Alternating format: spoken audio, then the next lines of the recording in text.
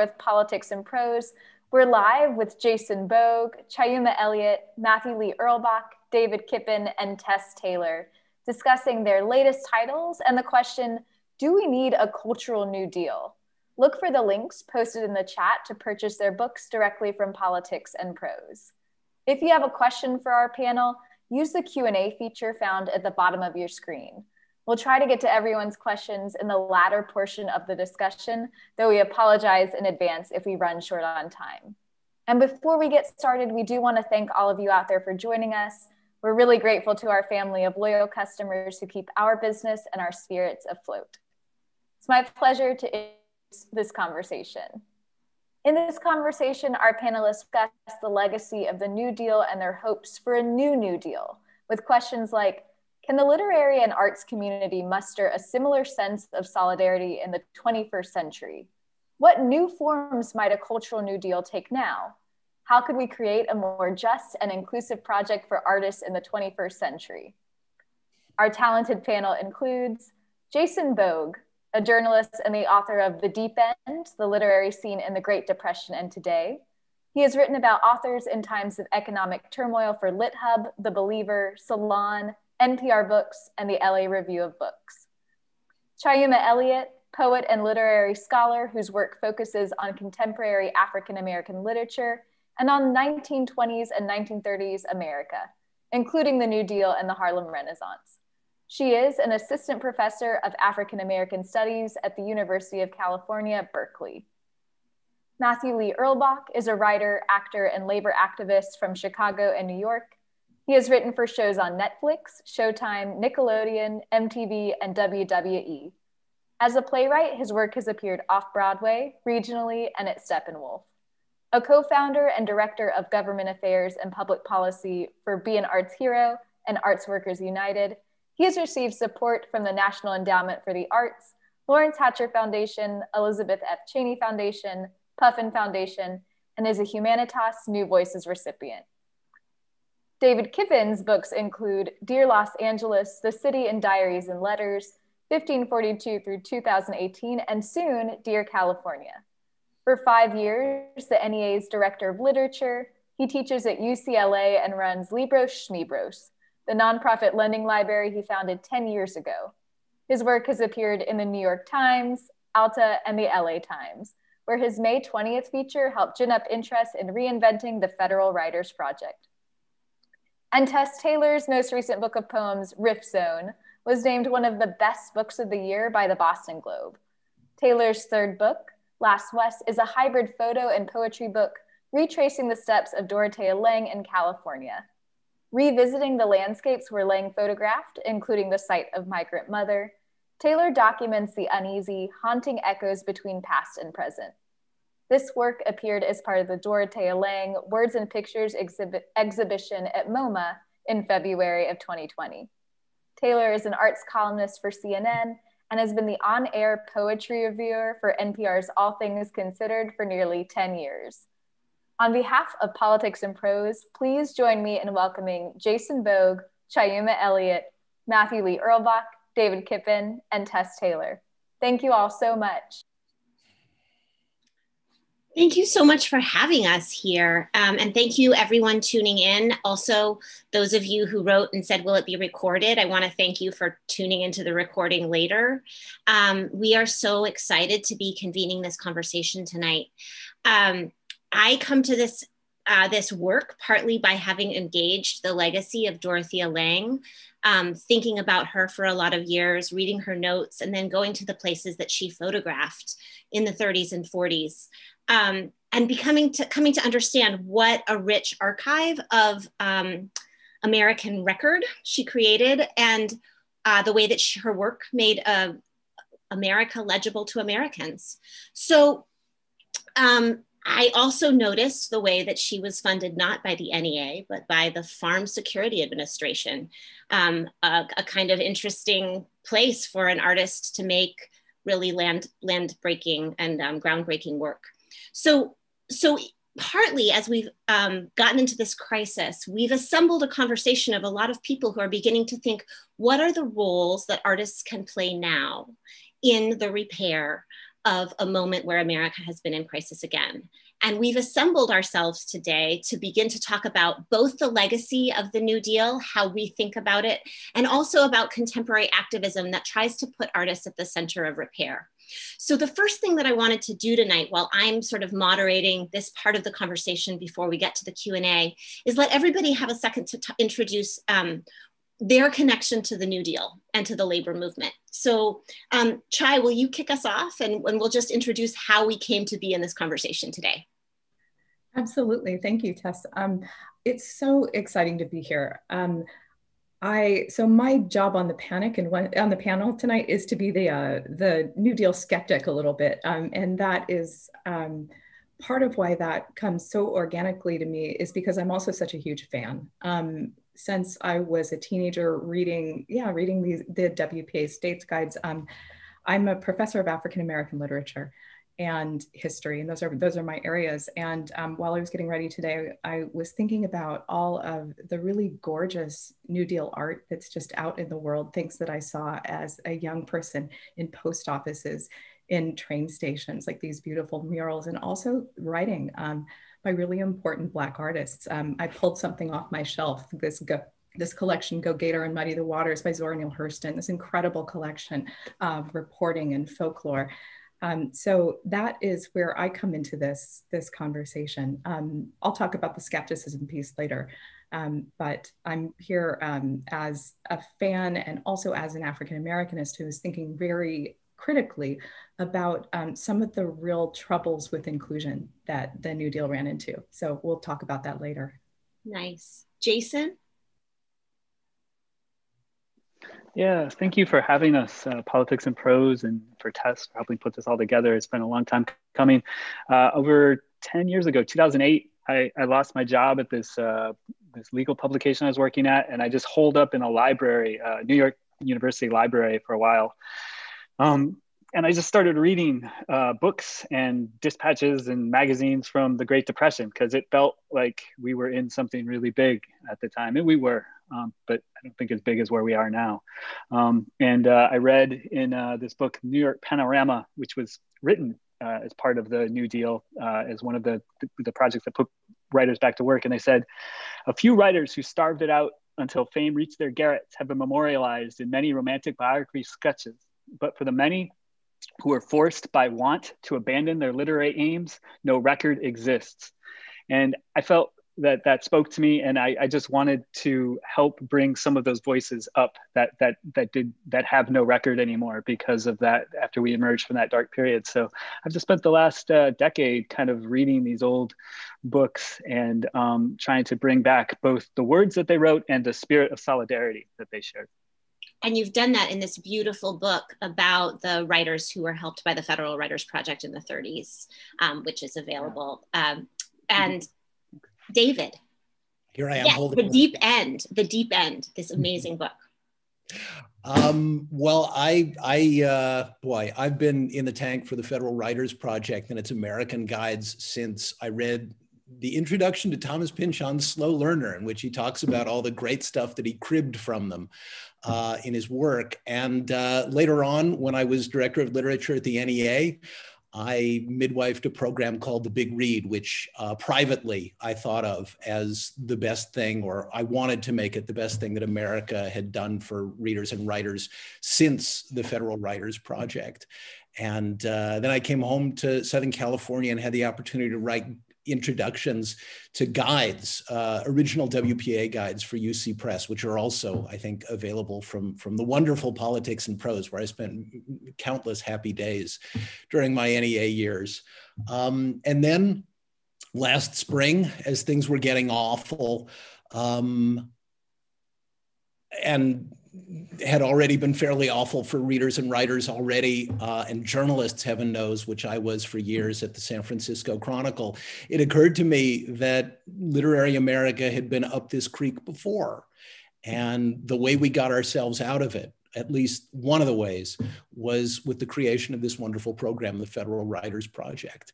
And so I wrote an op-ed I wrote 1,000 emails to elected officials, and one of them, Representative Ted Lieu from here in Southern California, looks like he's going to introduce a bill before very long to revive the project. It's got 1 million miles to go. It's anything but a lock, but cross your fingers and write your congressman.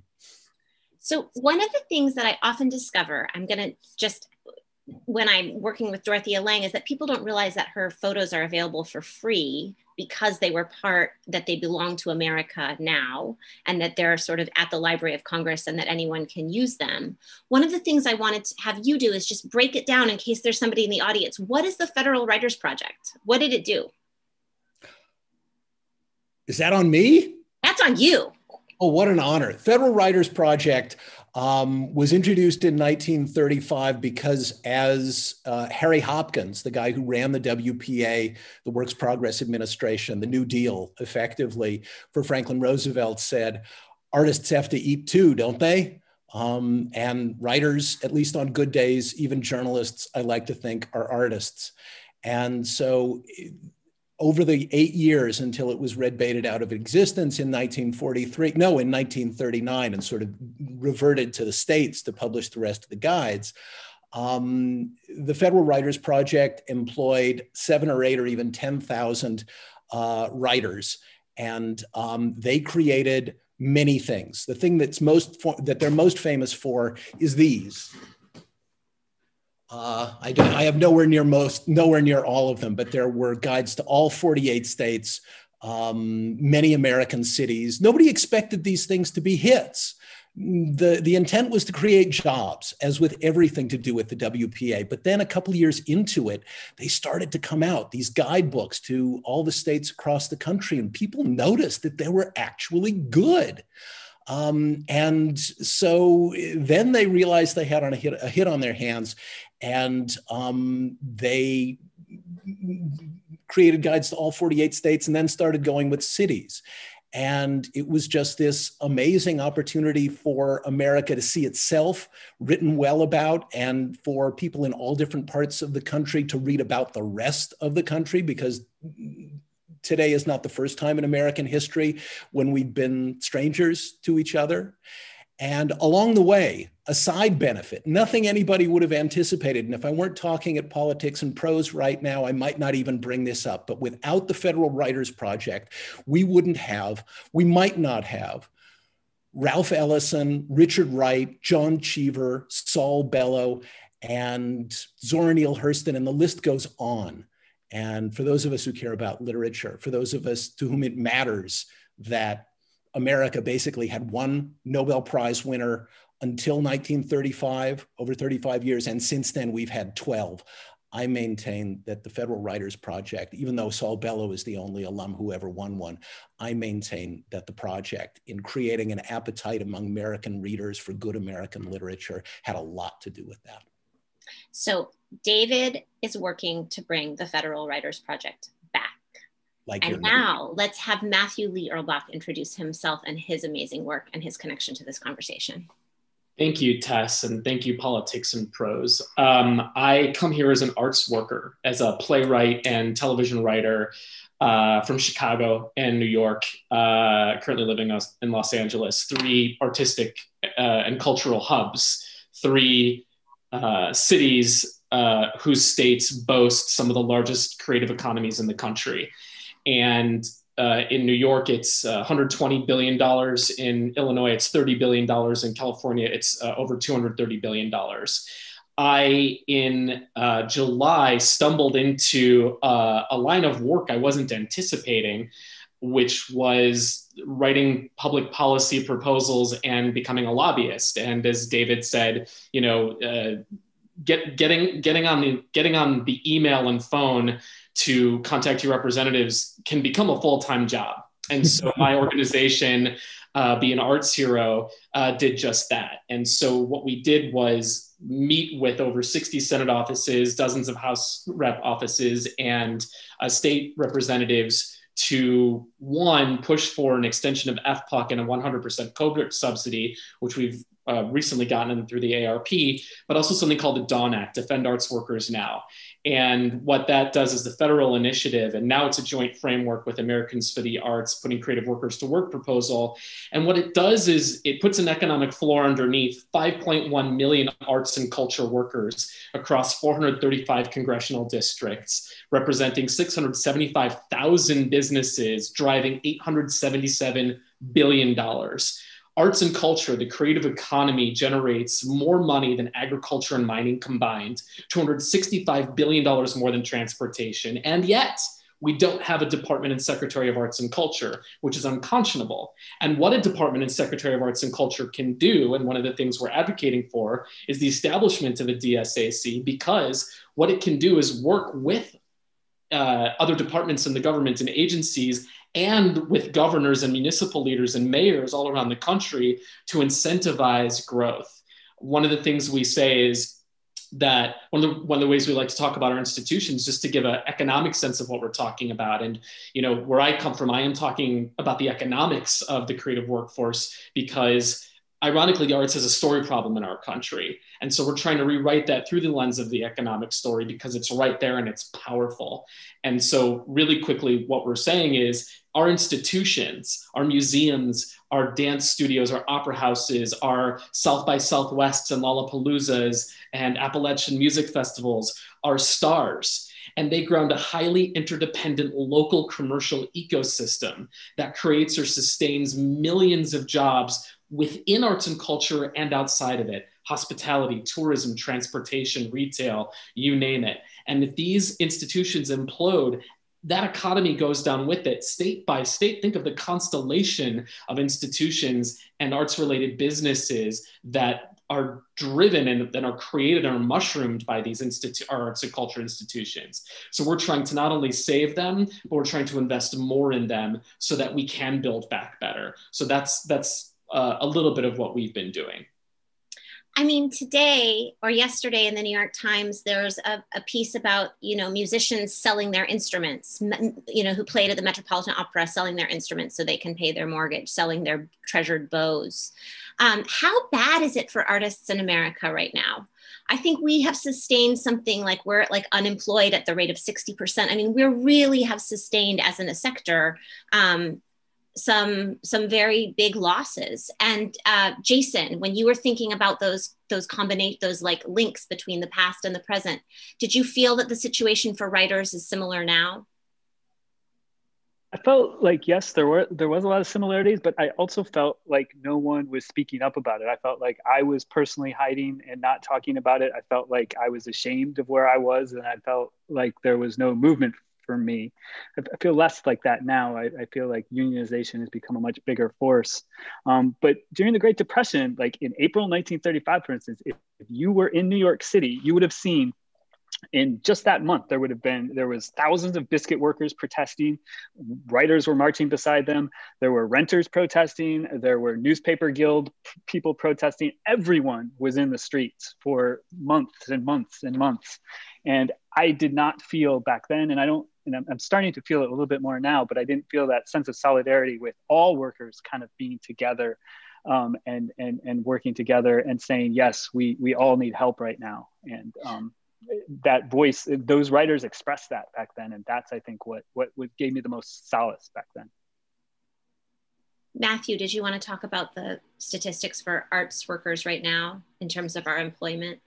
Yeah, there's about over 2.7 million unemployed arts and culture workers right now. And particularly with performing, and that's, you know, opera, dance, concerts, theater all across the country, we're the first to close and we'll be the last to reopen. And so we have to think about not only the sectors within arts and culture, but all the restaurants and all the other ancillary businesses that can't reopen and really can't thrive until our institutions are back. So, excuse me, allergy season. So when you're looking at nearly 3 million unemployed arts and culture workers, you actually have to blossom that number out in terms of all the other arts and arts related businesses and small businesses across the country. You know, this is costume shop workers, seamstresses. I mean, people are getting laid off all over the place. At Broadway, 100,000 that's 100,000 workers in you know, several blocks. And over $15 billion lost. Now multiply, you know, think of all the Broadways across the country, you know, and the independent cinemas where people aren't going, which affects TV and film production, because where is this going to go? Obviously the model is changing. What we have to also think about is the dry cleaners and craft services. So there's a whole ecosystem here that's affected, not only just the arts and culture workers. We are a cornerstone of America's economy. And so without us coming back, that number is going to metastasize. And without an economic floor put underneath it, that 3 million is only going to grow. There's also a creative brain drain going on right now. People are moving. And so if the institutions fall and the human infrastructure is gone, there is no way for us to get back to quote unquote normal. And so that's why economic investment needs to be done immediately. We have lots of $150 billion just from April through July from the Brookings Institution report. So if you multiply that until now, the numbers are astronomical. Sorry, Tess. No, and another part of the perspective also is that we've lived through this moment where we're really alarmed by the fracturing of civic life. And, you know, that in a month, the NEA, along with many of the granting organizations, will release a study that correlates the presence of artists in a community with good health outcomes and also good social outcomes, something they're calling social cohesion. And this reminds me of another piece of what brings me to this conversation, which is that I've been writing a long article about the role of the arts in cultural repair in Northern Ireland and how the arts were harnessed and brought in to rebuild civic spaces after a time of really great civic stress. I know that one of the big things in the newspaper today is another coverage of a hate crime. I know that partly because a piece that was going to be about the arts on NPR that I had contributed to got bumped because we're embroiled in a conversation about hate and about the violence that's going on in America right now. But I want to also pose that investment in the arts is a really, really good way of building pathways by which people can live together and build shared spaces and common cause in a time when we have felt so broken and so unable to bridge these gaps and so horrified by what's happening. So, you know, Matthew Lee comes with a lot of the economic numbers, and I feel like there's also a kind of a social argument that we wanted to make here. But I want to backtrack a little bit and just ask these great New Deal historians, how good a model is the New Deal? Like, is that what we need to do? You know, what if we're looking forward and we're thinking, we want something, we want a place at the table, we want more, we want to help, we want to be taken seriously as we try to rebuild America, is the New Deal a good point of reference? Let me jump in on this one. Partly because, David, I mean, I really am resonating with what you said. You know, literary America has been up this creek before. Yes. So in that sense, I mean, that's absolutely true. I teach a lot of this material in my classes. One of the things that I have my research methods students look at are the WPA slave narratives and compare those to other kinds of oral cultural and oral history. It is incredibly important for my students to see these models of incredible resilience, especially this year in the middle of a pandemic, seeing the kinds of work that, that folks produced in the Harlem Renaissance in particular has been incredibly uplifting. That said, I have to do it, I have to teach this material really carefully because the New Deal programs were optimized for white people. There were a lot of really terrifying discriminatory effects. Some of them were absolutely overt, like excluding agricultural workers and domestic service workers from the Social Security safety net. That's not part of arts programming, but it's adjacent, as Tess points out.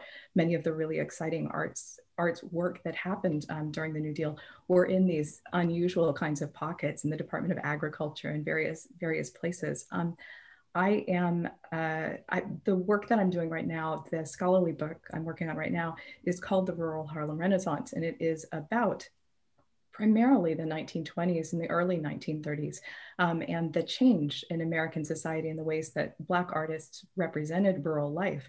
One of the things that folks had to contend with as a direct result of some of the New Deal's, especially agricultural policies, but other policies, is the demise of Black farming.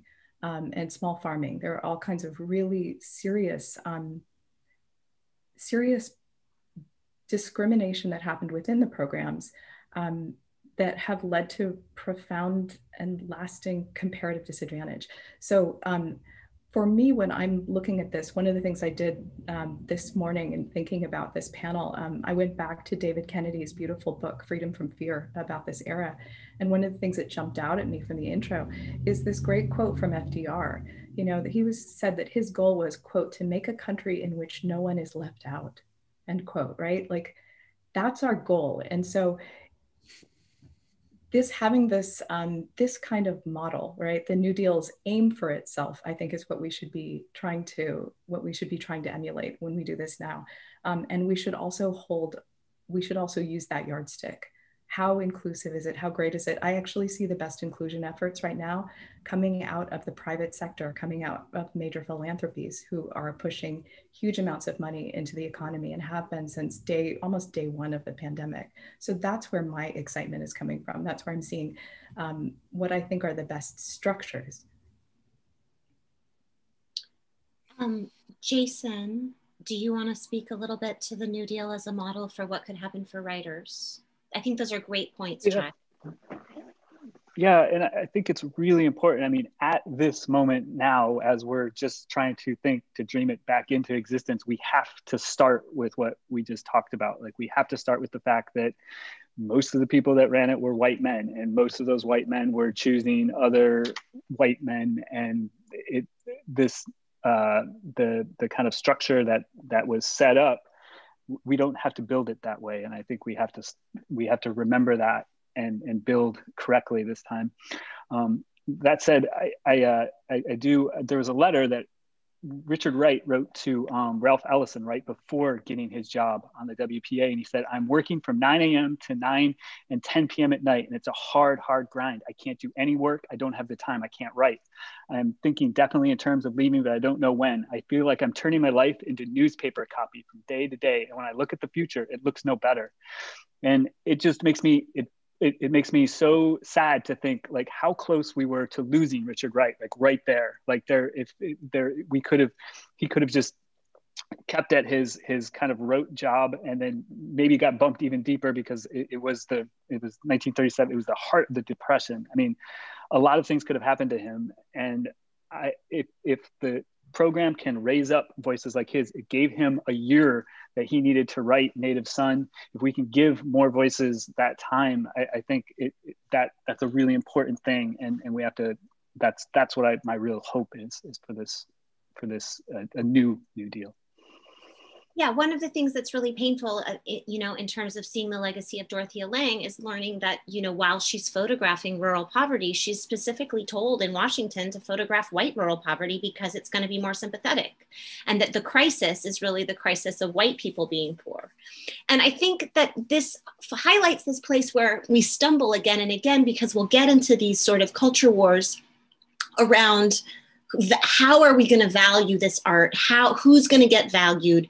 And people fall into really predictable either discriminatory practices or some of the things that we would do that could actually benefit all communities, like Lee Erlbach's proposal points out that arts could be a driver in 437 congressional districts. Art could actually have beneficial outcomes in all communities. We end up feeling a little bit as if we get into competition and a little bit as if we stall by having these really unsettled issues in our culture. And I think that that's something to be open about this legacy that the New Deal, had these flaws that are not only just imperfections, but real flaws that were running through it, but also that it made things possible and there is this model there. And also that we are trying to build something that would enhance and not do harm, right? Yeah. David, did you have thoughts about this? Oh, Chai.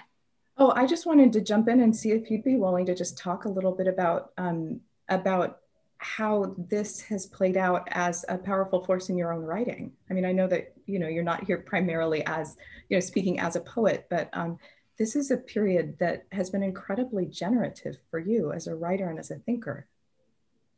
Oh, do you mean in terms of the Dorothea Lange work? Yeah, absolutely.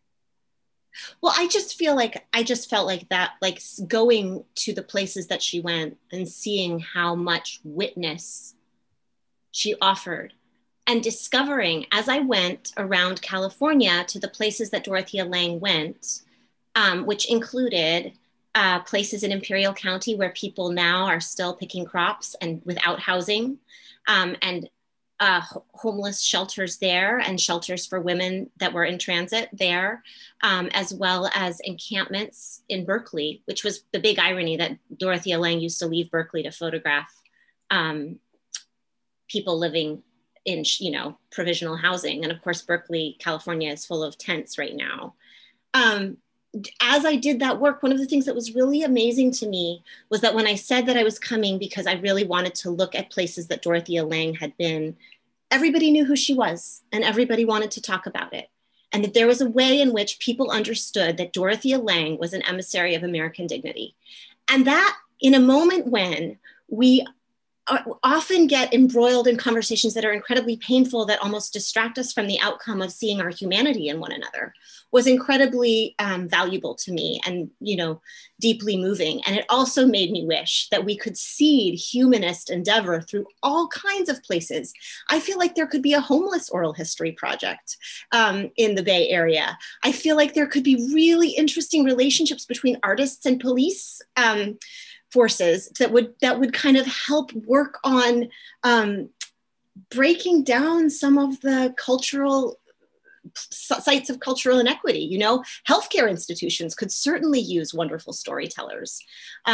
So what it really did for me was it was this moment, not just of that I got lots of writing done, but that I imagined ways that writing could be done and how many people I imagined forward an army of really engaged artists who got to do very cool projects and also got to bear forward that sort of human stripe for one another. So yeah, that was a great question. Thanks for moderating me into a thought. David, you're so passionate about this Federal Writers Project, and I would love for you to talk about what it's meant to you, because I know that you're just like, this David Kippen is a man obsessed, and he's so driven by this vision. And what is it, as a journalist, as a writer, what is it that you see that you would love to see in the world? My wish, and I don't pretend the original Federal Writers Project or the New Deal was perfect either. And even if it were, it would have to change to be relevant to the 21st century. I mean, I will defend with my dying breath the idea of these books as books. But of course, you'd be an idiot to undertake a writer's project like this without multimedia. Without podcasts. For heaven's sake, even the original was multimedia. Studs Terkel got his start in radio, got his first microphone working on the Chicago project. Now, my idea, for what it's worth, about a project like this would be to take, for one thing, all the journalists across the country who are getting slaughtered at newspapers that are folding right and left, put them back to work, pair them with recent college graduates. I teach at UCLA. I feel awful graduating English majors who, go straight back into their high school bedrooms with no entry-level jobs waiting for them, the jobs that they deserve. So if you could pair established writers with emerging writers, send them out, for example, to nursing homes where so many people were losing them without anyone to tell their stories to. That seems a crime to me. And another thing to remember about the original Writers Project is these books were rigorously, to some of the writers, maddeningly fact-checked. And I think facts is something we could use a few more of nowadays. David wants a fact-checking writers project. He wants a fact-checkers project of America. He's all for it. Fact-checkers, never fear. You'll have a job with David if David has his way. Matthew, would you talk about your dream and your vision of the arts as pathways? What is it that we're funding with this funding that you're dreaming of?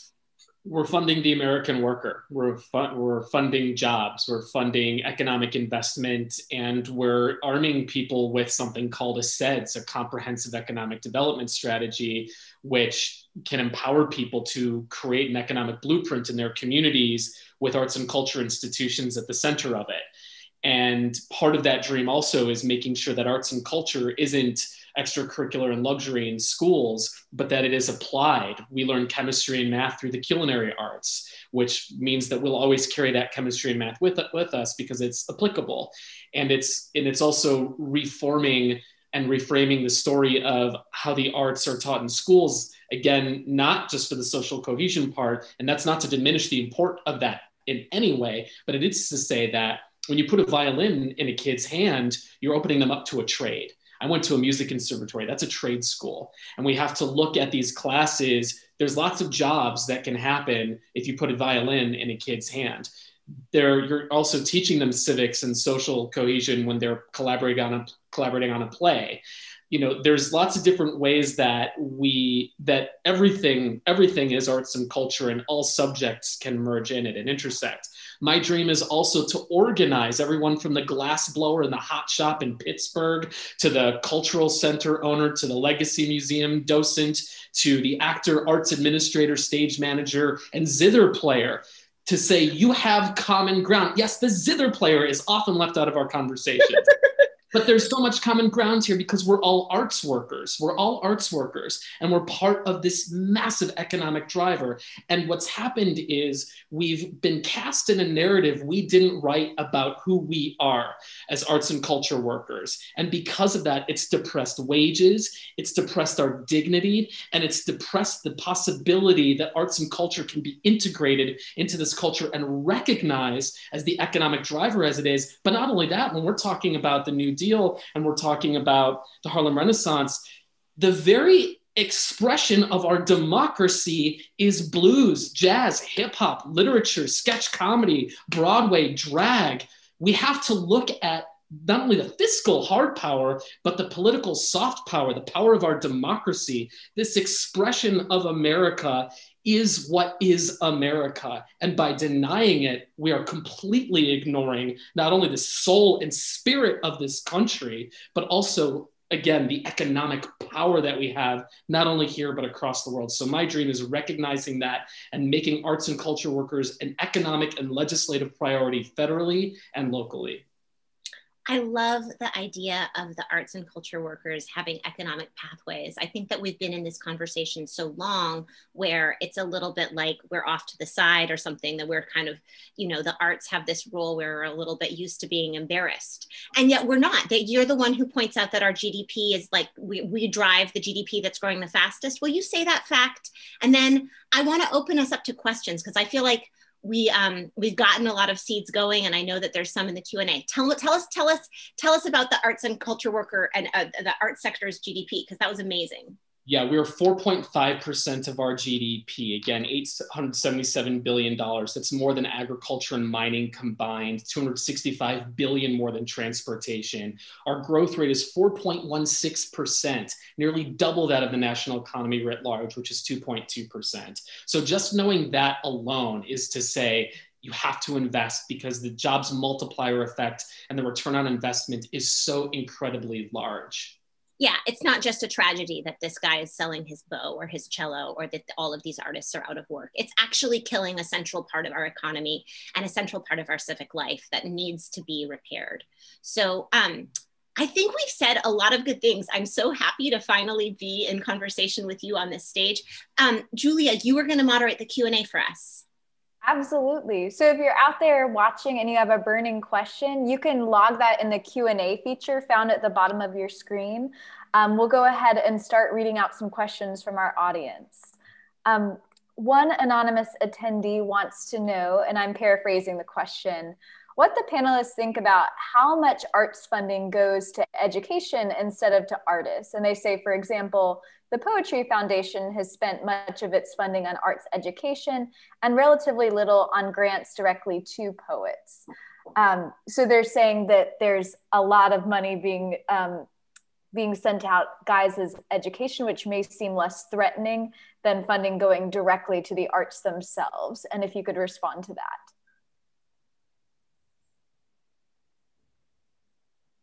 Does anyone want to jump in? I mean, I'm happy to. Well, I mean, I run a nonprofit lending library, and with libraries, the same issue comes up. It's easy to talk about libraries as places for little kids to discover reading, and that's incredibly important. But adults read too. And yes, practicing artists, without them, you can do all the audience development you want, and you don't have, the art that you need to be appreciated. So yeah, I agree with the questioner that arts education is all very well, but there's got to be some art to be educated about. I agree with that too. It took me a second because I wanted to pull some numbers. I'm not good at memorizing them, but the Mellon Foundation this year gave that foundation alone gave $500 million, with $200 million focused on emergency support for organizations, nonprofits, including educational organizations. They also had an artist relief fund that raised almost $20 million directly to help struggling artists with $5,000 grants. This is their emergency response. I think that it's absolutely vital that we connect and fund artists directly and not feel like we need to sanitize it. And I say that as somebody who's in education. I actually think that there's a huge multiplier effect that may not be an immediately measurable and tangible economic multiplier effect when we fund arts education. But it shouldn't be at the expense. It shouldn't be at the expense of artists.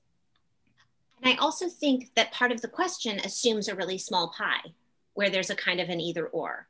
And one of the things that I think is really important that we can start to talk about is that arts educations are really correlated with amazing outcomes. People who study art have friends across social spectrums. They have friends across racial lines. They graduate from high school. They go on to college. They are leaders in their community. They are really good citizens. They're organizers, they're builders, and they're makers. So the people who get the arts education are actually, we should actually be prioritizing that. I know that there's a ton of anxiety around STEM, but I also think that the STEAM, the arts part, is a really, really important part of the education that somehow, with some bluster and when there's corner cutting and, people are just kind of balancing budgets, they like to just sort of make it seem like it's optional. It's not really optional. It's correlated with success in life and well-being. And we have an enormous equity problem around it that actually, white children and wealthy children are much more likely to get those kinds of educations than places where there's less money. And, there's a whole report on that we could dig up. But the point is that, we shouldn't choose. We should actually be saying, as we're building education, arts are part of it. And yes, we value our artists and we want to give them funding. And we want to give them support. I don't think that it should be an either or. And whether or not it's like the Poetry Foundation alone should be sort of trying to figure out who to support. That's my thing. I don't want to say either or, I want to say more. A question from David who says, great conversation. I'd love to hear thoughts on innovations a new writers project could take on for documenting American lives and communities. And is there a blend of philanthropy and government support that looks promising to you? I think something like this would absolutely benefit from being a public-private partnership. Chai made the great point that a lot of foundations, Ford and so many others, there's an arts recovery fund right here in Los Angeles, are stepping up. This doesn't absolve the federal government of the responsibility to pitch in and do its part. But yeah, I mean, I think the private sector absolutely has a role to play because, like Matthew Lee says, it's the arts are a tremendous driver of the economy. I don't particularly care a whole lot about that aspect of the arts, but let's not leave out of the conversation that one of the purposes of the arts is to create joy in the people who partake of them. I have been thinking a whole lot about the Ford Foundation So yes, public-private partnerships, all kinds of really exciting things. But the thing that has been most exciting to me actually is the way the Ford Foundation has basically their new funding model. They issued a $1 billion designated social bond in US capital markets in order to be able to fund this really massive COVID relief effort that they're doing and the kinds of arts, emergency arts funding. So of course you hear the Harlem Renaissance and, early 20th century historian in me. I keep thinking about circa World War II and our government encouraging people to buy war bonds. Why not arts bonds?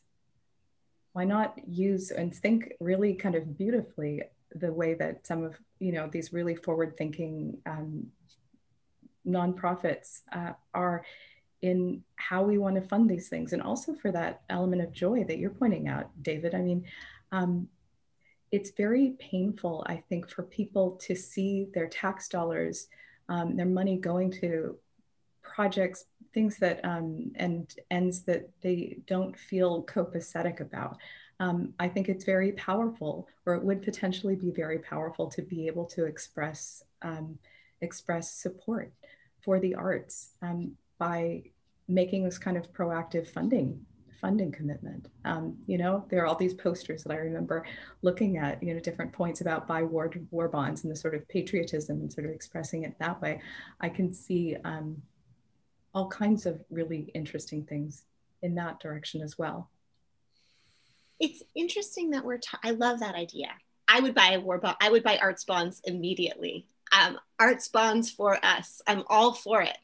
I guess I want to sort of come back to this Dorothea Lange model of just remembering that we could put artists in really unusual places, that artists could do really unusual things for us that we don't even necessarily know are possible. Like what would happen if Mayor Pete, made a little, not a big space, just a little space in the infrastructure bill for artists? Like, hi, we're in Washington. Mayor Pete, I'm talking to you. What could artists do on your infrastructure bill? Let's think about it. Let's have a meeting. Let's have a conversation.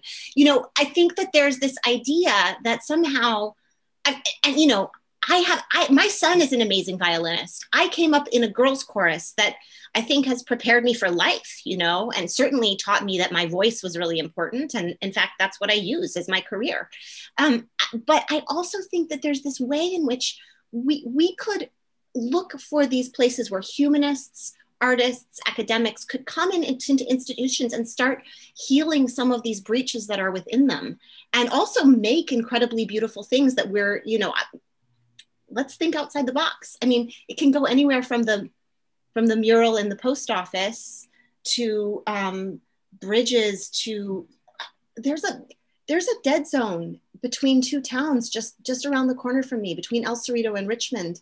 It is a dead zone that represents historic violence. Honestly, I would love to send some people in there and rethink it and rebuild it and make it beautiful and make connectivity. And that, I think that's what artists would do. They would do it on so many levels. They would do it on a community level. They would do it on an architectural level. So that, that's partly, that's not really private public, but that's sort of public. That's Amen also to Mayor Pete. Go ahead. I was just going to say, Mayor Pete has an epigraph from Ulysses in front of every chapter in his memoir. If that's not a guy to look to right. I don't know who is, but sorry, go ahead, Matthew Lee. Well, also, Chasten Buttigieg is someone to talk to also. Isn't he a drama teacher? This is a perfect, there is an in there. There's a conversation to be had with both of them and the relationship to the arts. The thing I was going to say about this historic dead zone and public-private partnerships is, in some ways, particularly in the theater world, we have these wonderful donors and boards. And what's happened now is a lot of times the boards don't reflect the communities that they're in. And that's one issue when talking about equity. But also the boards are now supporting a lot of theaters and nonprofits And it's not rich people's job necessarily to support our nonprofits. The government has got to get some skin in the game. And so I love that Ford and I think Pepsi or Coca-Cola had something at one point too. And, the corporations absolutely need to get involved, and government needs to meet them at every level. But it's not only direct grants and funding, it's also tax incentives and rent subsidies. When you incentivize creative workers to certain areas, whether it's Detroit had this huge thing with like getting artists to come, giving them cheap housing, which is also an equity issue, because why aren't you giving housing to the people who are there, who you're foreclosing on and you're pushing out of these neighborhoods? I mean, there's also this other side of this conversation, which is, yes, we want artists to be in communities because they're going to revive communities, but also what we're also talking about is gentrification. So how do you make sure that as you're doing that, you're protecting the community that's there and investing in the community that's there already, and making sure that funds are earmarked to tribal lands, to rural, exurban, suburban, urban communities that need this investment anyway. And so by incentivizing creative workers to go there and incentivizing people to stay there via tax incentives and rent subsidies, you're also creating a multidimensional approach in order to revive communities and attract community investment. So as we talk about money and funding, we also have to look at other ways in which we can grow our communities with arts and culture. I mean, I have nothing against the private sector, and I actually think the private sector can make wonderful choices. And but I also think that when we're talking about citizenship, right, we're talking about what do we share in common? What is our commonwealth? And we've been citing things about growing economies, about providing children with good outcomes, about health outcomes, about social cohesion, about civic space, about finding structures that allow us to join together, celebrate our lives, talk to one another, and yes, grow our economies.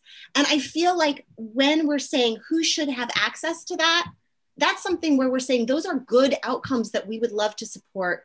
And I feel that if we kind of weld the arts into those conversations about health, about education outcomes, about economic outcomes, if we say, actually, we need a seat at the table, we need to be here reminding you that we can make these things happen for you and with you, that's just like an important conversation and important sort of talking points that then I'm really happy for private funders to give all kinds of money. I think that's great. I think it's really, really good, as long as there's also really great basic arts education for everyone, that feels equally important to me. And then we're nearing the end of our time together. I would like to take just a brief final question before leaving time for closing remarks, just because it's future thinking. Matt asks, given the changes in technology and new spaces that have opened to artists since the New Deal, as in television or streaming media, what do you see as the stage or space for contemporary artistic New Deal? I would like to speak to that really quickly. One thing I think is really just crucially important to think about is technology at this moment is part of the force that is stripping away the way writers, journalists, artists used to make money. And there's a tremendous shift that's happening now, and it's going to get much, much worse. Like when artificial intelligence hits, there's going to be tons, there's lots of writing jobs, lots of things are going to change in the next 10 to 20 years here.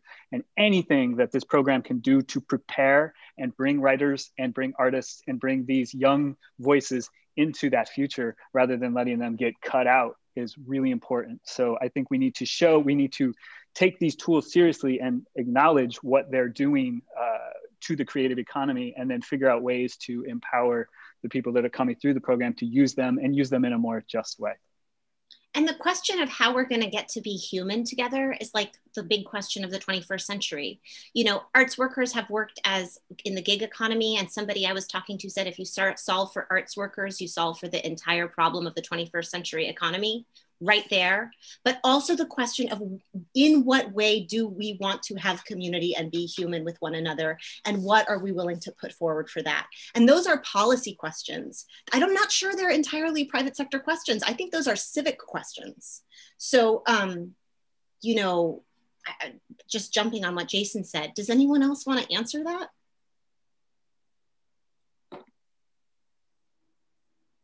Closing statements. Yes. So we wanted to thank those of you who came and who are tuning in later, because there was a bunch who said that as well, for being here. And we wanted to kind of make some closing statements and make some final asks. I think that in the chat, there's information about how to be in touch. There's an email address, artsworkers2021unite@gmail.com. And there's also information about these bills, the Dawn Act and the Revived Federal Writers Program. My big ask is just drop us an email, begin a conversation. Maybe you want to bring up something in your community. Maybe you want to gather some artists in the town that you're in. Maybe you want to say what the arts are doing in your community and what you wish they could be funded for now. But we would love to sort of engage with you. I want to thank you for coming, and I want everybody else to have their big ask as well.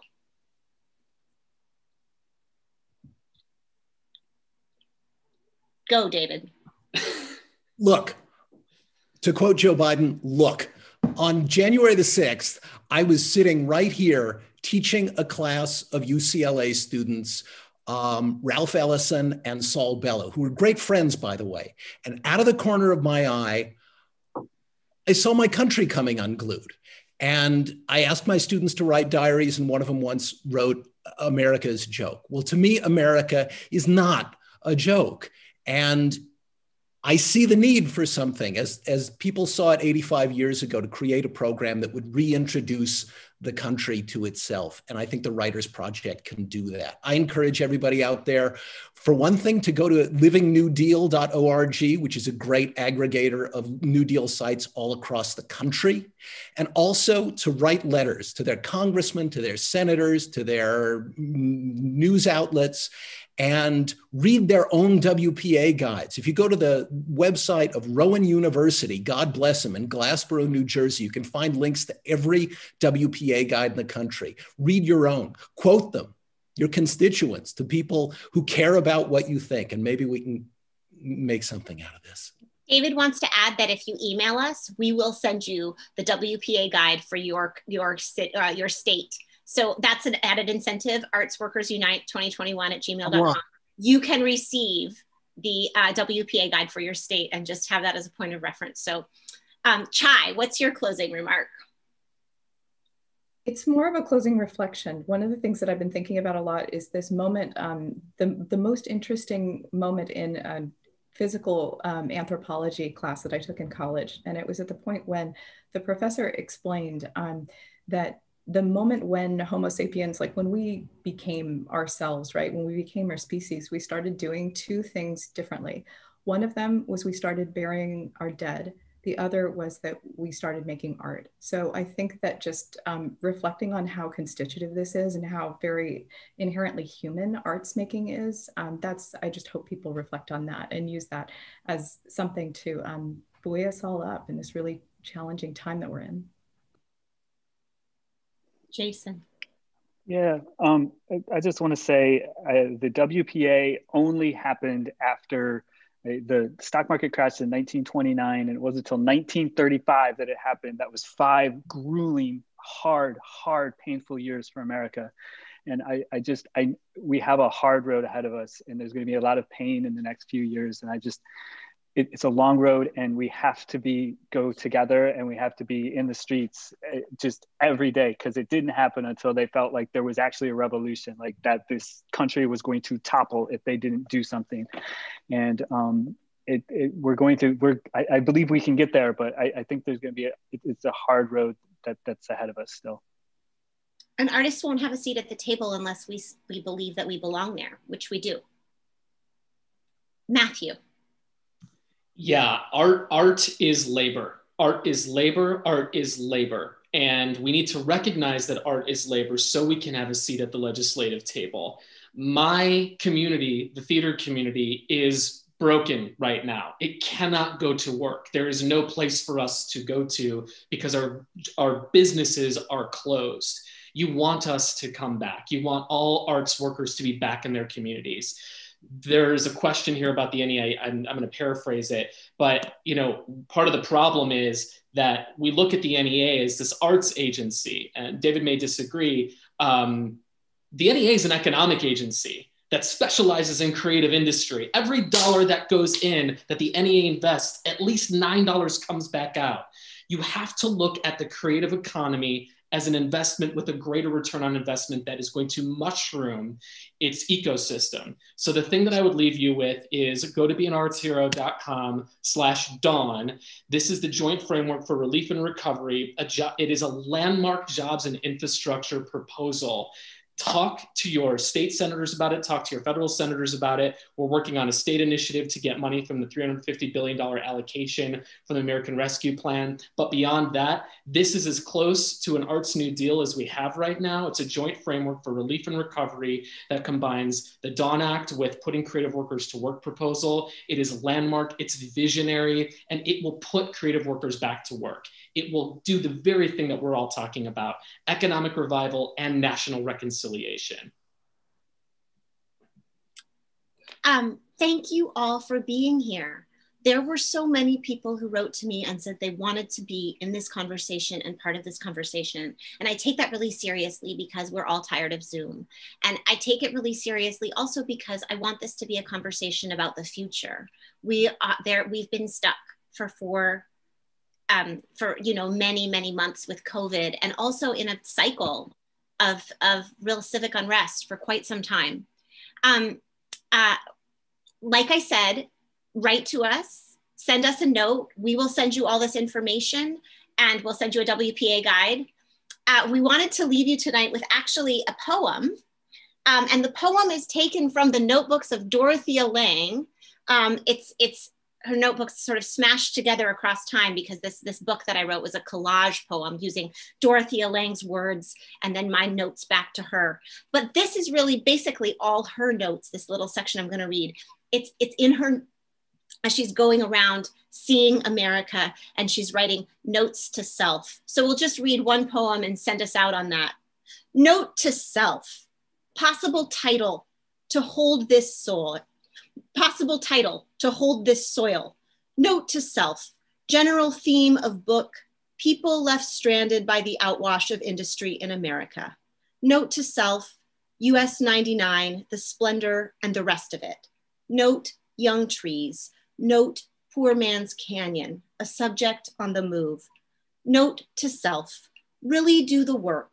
Follow the whole travel, destination unknown. 1, the method. 2, this still blank. A book on the conditions of us. Thank you so much. Thanks for joining us tonight. We hope we'll hear from you. Thank you, Politics and Prose. Have a good one. Mm-hmm. Thank you. Thank you all so much. Many thanks, Jason Bogue, Chiyuma Elliott, Matthew Lee Erlbach, David Kippen, Tess Taylor, and our audience out there for chiming in. We couldn't have these important conversations without you. So please follow the links in the chat to head on to these great organizations, these important efforts, and head to politics-prose to check out our events calendar as well. And we'll see you next time.